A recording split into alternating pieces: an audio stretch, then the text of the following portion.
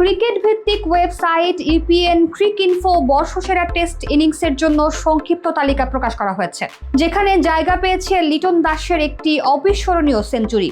2024 সালের আগস্টে পাকিস্তান সফরে রাওয়ালপিন্ডির টেস্টে 228 বল খেলে 138 রানের এক চমৎকার ইনিংস খেলেন এই উইকেটরক্ষক ব্যাটার, যা ক্রিকেট বিশ্বে প্রশংসিত হয়েছে।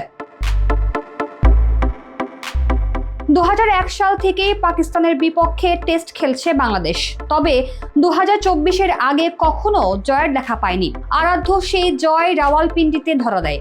এই সিরিজে প্রথমবার পাকিস্তানের বিপক্ষে টেস্ট জয়ের পাশাপাশি সিরিজ জয় ও হোয়াইট ওয়াশ করার স্বাদও পায় বাংলাদেশ। সেই টেস্টে বড় অবদান ছিল লিটনের। প্রথম ইনিংসে ব্যাটিংয়ে নেমে 26 রান তুলতেই 6 উইকেট হারিয়ে বসে বাংলাদেশ। দলের বিপর্যয়ে ঢাল হয়ে সপ্তম উইকেটে মেহেদী হাসান মিরাজের সঙ্গে নিয়ে 165 রানের জুটি গড়েন লিটন। মিরাজ 78 রানে আউট হলেও লিটন তুলে নেন সেঞ্চুরি। ম্যাচটি 6 উইকেটে জিতেছিল বাংলাদেশ। পাকিস্তানকে ধবল ধোলাই করেছে অতিথিরা।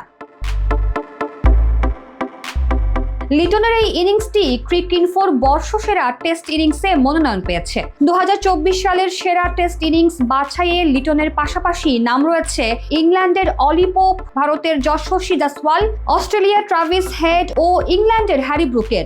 বিশেষভাবে পোপের 196 রান এবং ব্রুকের 317 রানও নজর কেড়েছে।